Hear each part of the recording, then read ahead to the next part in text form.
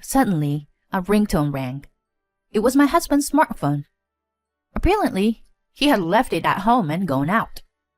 I looked at the call screen and saw my mother-in-law's name on the screen. I felt bad ignoring the call from my mother-in-law, so I picked up the phone for my husband, who had left his phone at home. "What are you doing? It's your daughter's big day, isn't it? A father is going to be late for his daughter's wedding?"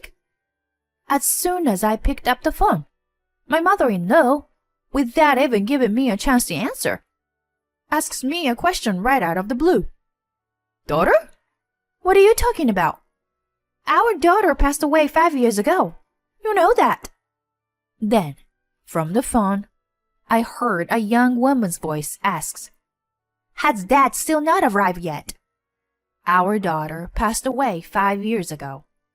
But my mother-in-law did indeed say daughter, and I hear a young woman's voice. What is this all about? My mind went blank. "Linda, why are you answering the phone?" My mother-in-law exclaimed to me on the phone, sounding impatient. My mind went blank, and my daughter's smile and memories of the past came back to me in bits and pieces. My husband Jason and I have been married for 20 years. Jason and I had a daughter shortly after we were married. She was a sweet girl with a lovely smile, but she passed away 5 years due to an illness. Soon after she was born, we found out that she was sick. The doctor told me, "We didn't expect her to live long. There is a possibility that she may die soon. Please be prepared for that." After a long pregnancy, my first child was finally born. When we were told that the child was sick and would not live long, both James and I were depressed and in despair. However, contrary to the doctor's expectations, our daughter lived to be 15 years old. When she was born, we thought we might never see her grow up. But she lived on despite her illness and weakness, and even attended kindergarten, elementary school, and junior high school. There were times when caring for my daughter was difficult, but I was saved by my daughter, who cared for her family more than anyone else, trying to enjoy every moment of her life, and working hard with a smile even through painful treatment. I am truly grateful that my daughter was born, and the time I spent with her is an invaluable part of my life. I am still grateful for the life she lived, and I am still grateful for the time she spent with me. And yet, she was only 15 years old. She would have been 20 now, 5 years after she passed away.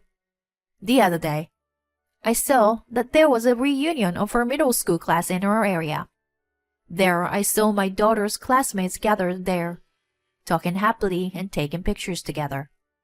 I wonder what she would have talked about with her classmates if she were still alive. I wonder if she would have taken pictures with her friends. I wonder how my daughter, now an adult, would have lived the rest of her life. The more I saw her classmates shining brightly, the more I could only think of my daughter, who is in the past, wondering what if she were still alive. And I felt indescribably sad and cried a little on the way home. One Sunday, 5 years after her death, Jason was out early in the morning for a day.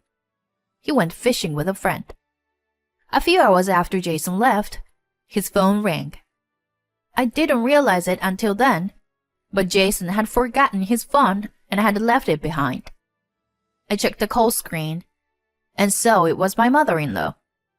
I had bad if I answered Jason's cell phone, but I thought, what if this is an urgent call? And if it was my mother-in-law calling, there would be no particular problem if I answered. As soon as I pressed the call screen, without even a chance for me to answer, my mother-in-law said, in her very first words, "What are you doing? Today is your beloved daughter's big day. It's about to start. A father is going to be late for his daughter's wedding. Tell me quickly where you are." I thought it was the wrong number or something, but it was my mother-in-law's name on the screen and her voice on the phone. It occurred to me that maybe my mother-in-law was lost her mind. Well, Jason forgot his phone and went out. I, Jason's wife, Linda, am on it. I tell her on the phone as calmly as I can, even though my head is spinning. What? Did you just say daughter? Our daughter passed away 5 years ago. You know that, don't you, Grace? I heard an unexpected word on the phone as I did so. Grandma, is Dad not going to make it? It was definitely a young woman's voice. My daughter passed away 5 years ago. But my mother-in-law said daughter, and the young woman called my mother-in-law Grandma. What the hell was this all about? My mind went blank. Linda, why are you answering the phone? My mother-in-law exclaimed to me on the phone in a panicked tone. At first, I questioned my mother-in-law to get things straightened out. Grace, what is this all about? Who is that daughter on the phone? What is her relationship with Jason? And is this a wedding today? Please explain it all. What should I do? You asked me to explain everything out of the blue. What should I do? It continues like that. My mother-in-law backed up my barrage of questions the whole time and wouldn't answer properly. I later heard that Jason was in a cab heading to the ceremony at this time. The cab got stuck in traffic, and they were late for the ceremony. My mother-in-law was just babbling and wouldn't answer any of my questions. I figured this was getting nowhere, so I got into my parents-in-law's house with a duplicate key and waited for my mother-in-law and James to return home from the ceremony. When James came home, he was very surprised to see me at his parents' house. But when I explained casually what had happened over the phone, he let his shoulder drop and sighed. I questioned Jason and his mother again about the truth of what had happened today. At first, neither of them would tell me, but when I told them that I would not leave until they answered, they seemed to relent and began to answer in a grumbling manner. The story goes back 20 years. Jason was cheating on me before we were married. He also had a daughter with the other woman, and by some coincidence, the daughter of the affair was the same age as our daughter, who had passed away. The affair partner's daughter grew up to be a thriving young woman, and today was her wedding day. Jason began to tell us that he had gotten busy at work since her daughter was born. Many days he didn't come home because he had to stay overnight at the office. And some days he was away from home for days because he had to go on a business trip. To be honest, it was hard caring for our sickly daughter on my own. In addition to raising a child for the first time, caring for a child who was rarely around here was harder than I could have imagined. But at the time, I didn't want to meddle in Jason's business affairs. I was grateful that Jason was working and supporting our family, and I believed it was because he loved my daughter as much as I did. That's what made it possible for me to get through each day, even though it was hard. And yet, Jason lied and said he was at work, forcing me to take care of our daughter, while he relaxed gracefully in his other home. And to my surprise, my mother-in-law tolerated James's lifestyle, and at times even provided support for the other family. My mother-in-law thought that our daughter, who was born with a disease, was a failure, and she did not like me for giving birth to such a grandchild. Perhaps because of this, my mother-in-law came to visit my daughter only a few times, and it was always my father-in-law who came to see her a lot. And my daughter looked forward to seeing her grandfather. Now, my father-in-law is overseas for business reasons. Jason and his mother reveal one shocking truth after another. They seemed somehow to be relaxed that the truth was revealed and continued. Jason, you should break up with this woman. She ruined your daughter's wedding ceremony day. She's just jealous of her happiness. Maybe Mom is right. I've been looking forward to this day for a long time. And you just made it worse. So, we're breaking up, right? I mean, break up with me already. I'll pay you what you want in alimony. That'll be enough. After all this time, I couldn't believe them looking down on me. That he was having an affair, that he had an illegitimate child, and that he neglected his deceased daughter. On top of that, they would order me to get a divorce. I felt more sorry for my dead daughter than for myself if things continued as they were. I told them both that I would be happy to divorce Jason and ran out of my parents-in-law's house. I returned home and began preparing to divorce by calling a lawyer. Shortly thereafter, I filed the divorce papers and left the house where Jason and I were living.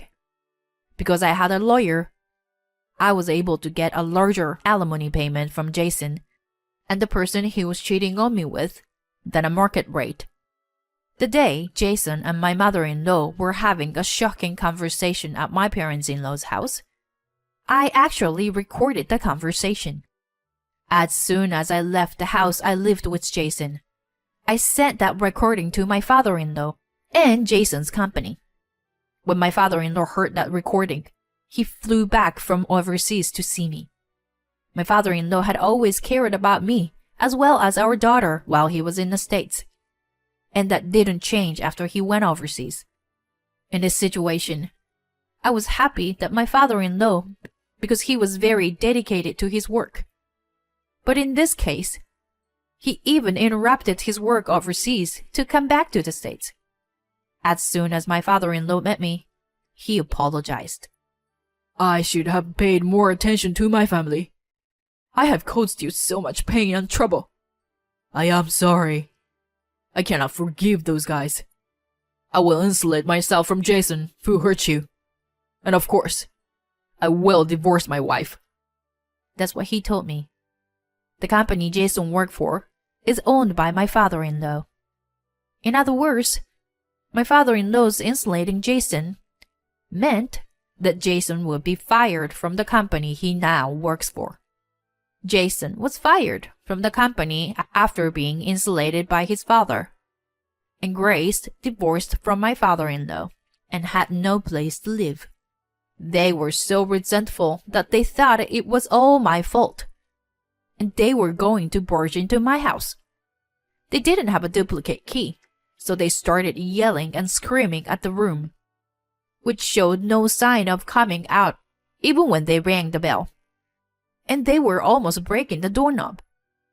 But I had already moved to a different house. Therefore, another stranger was living in the house, where the two stormed out, and the police were called to the commotion against the two who suddenly stormed out. I heard that they finally ran out of places to go and tried to get a hold of the married daughter of the adulterer. So they stormed into the newlywed daughter's house. It seemed like she was home, so they tried to get in, but there was no response from the daughter. Hey, it's me. It's your dad. Can you hear me? If you can hear me, open the door. Grandma's here too. I came to see how you're doing. Please let us in. The daughter realized that they need help, so she tried to ignore them. However, she could not bear to see them staying in front of the house and reluctantly invited them in, saying that it would disturb the neighbors. At first, they said they were just checking up, but as the conversation progressed, they began to talk about how unhappy they were, and eventually they even got down on their knees, shamelessly begging for help. But after all, she is the daughter of an unfaithful partner. She turned to her father, Jason, and said, "But to you, my mother was the affair, and I am the daughter of the cheater.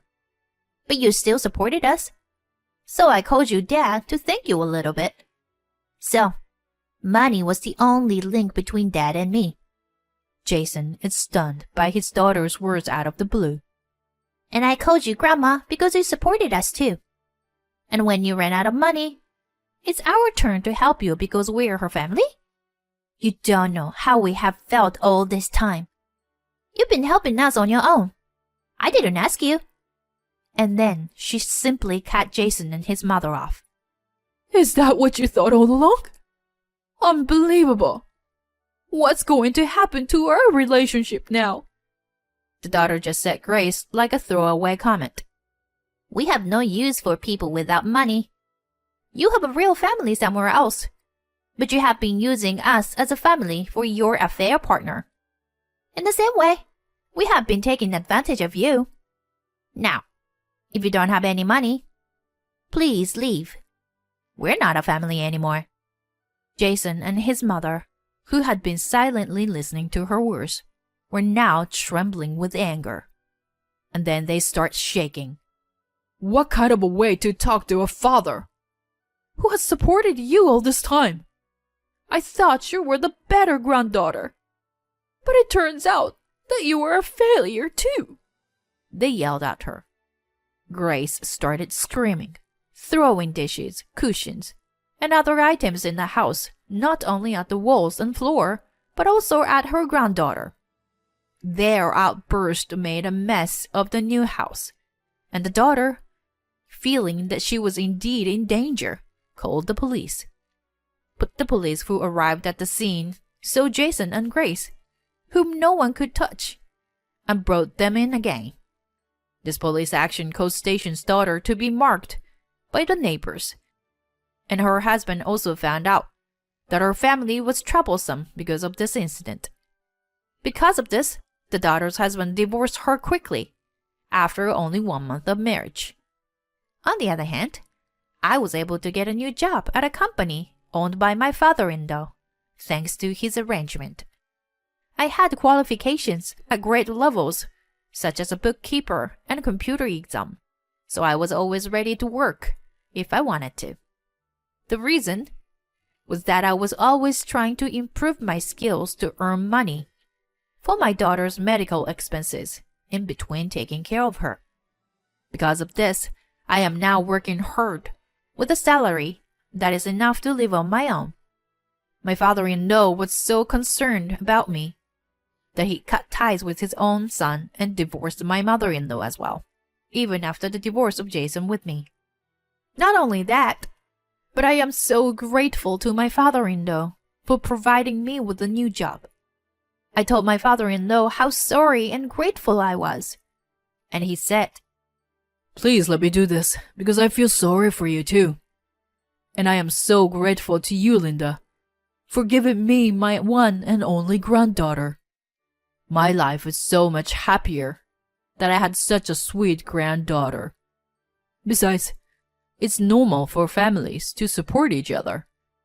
Linda, you are a very important family member who gave me a granddaughter. I couldn't stop crying at his words. I think that's all thanks to my daughter.